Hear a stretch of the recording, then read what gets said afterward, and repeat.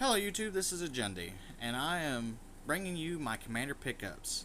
I bought a couple cards for my Gargos Vicious Watcher deck that I've started working on for Commander.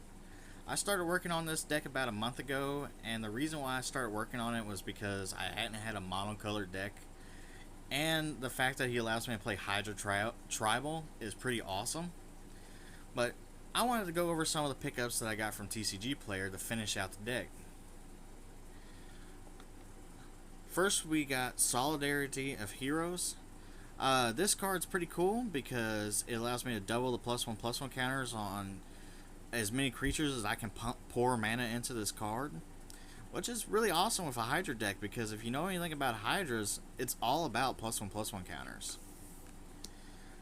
Again, with the +1/+1 counters, we got Biogenic Upgrade. This allows me to distribute 3 +1/+1 counters amongst at least up to 3 creatures, and then I can double the number of +1/+1 counters on each of those creatures.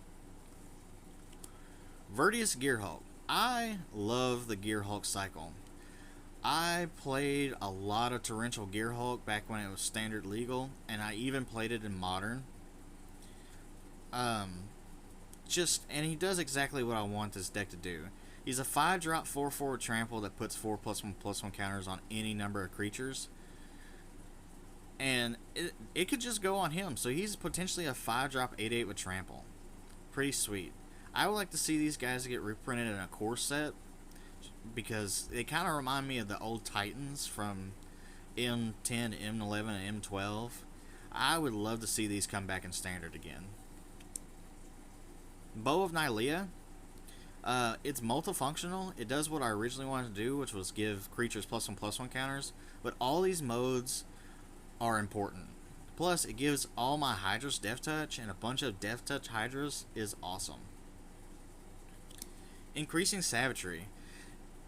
This is essentially 2 spells in one, allowing me to put 5 +1/+1 counters on any creature, and then put 10 counters once I flash it back onto another creature. That's pretty sweet. Strength of the Taijuru. Again, just fits the +1/+1 counter theme, putting a whole bunch of +1/+1 counters on maybe a whole bunch of creatures, depending on how much mana I pour into this card. Pretty sweet. Verdant Confluence, again, a multifunctional card. This allows me to put it can put a whole bunch of counters on a whole bunch of creatures, or it can ramp me a bunch of land, or bring back a whole bunch of cards after I've been Wrath of God or something like that. It's a pretty sweet card. Wildest Dreams. Returning a whole bunch of creatures from my graveyard to my hand after a Wrath is pretty sweet. Gelatinous Genesis. Putting XX green ooze creature tokens on the battlefield, especially since I play Unbound Flourishings in this deck, is pretty sweet. Because I can't wait to put 10 green ooze creature tokens onto the battlefield, and then just play an overwhelming stampede on my opponent. Mana Bloom. This is reoccurable mana source, because with Unbound Flourishing I can just double it, and even if I don't have Unbound Flourishing, when it runs out of counters it just comes back to my hand, and it guarantees me a mana each turn. Astral Cornucopia is one of the mana rocks that I decided to put into this deck because of Unbound Flourishings, and it fits with the deck's theme of X casting cost. Enshrine Memories is this deck's Genesis wave. Putting a whole bunch of creature cards in my hand from right off the top of my library is pretty sweet, and it works really well with my Hydras since they usually start out with a mana cost or a power and toughness is 0 until I cast it. And that's the reason why I don't play Genesis Wave, because I Genesis Wave into a bunch of Hydras and they're just 0/0s and dies. That's no fun. So Enshrine Memories is the better card for this deck. Vastwood Hydra. I actually owned Vastwood Hydra. I traded off a foil that a friend of mine gave me, and now I need the card, and now I feel like a dummy. Primordial Hydra, which is probably the most expensive Hydra, and I can understand why. it doubles its own counters, and once you have 10 counters on it, it gives itself trample, which is really, really cool. But the cheapest place I could find it from was TCG Player, and it was still $10, and it's a little played, but I still love the card. Evolutionary Sage, I'm playing a ton of lands. I'm playing mono green, so I'm going to be playing a ton of lands. And why not make every land drop a proliferate spell? That's awesome.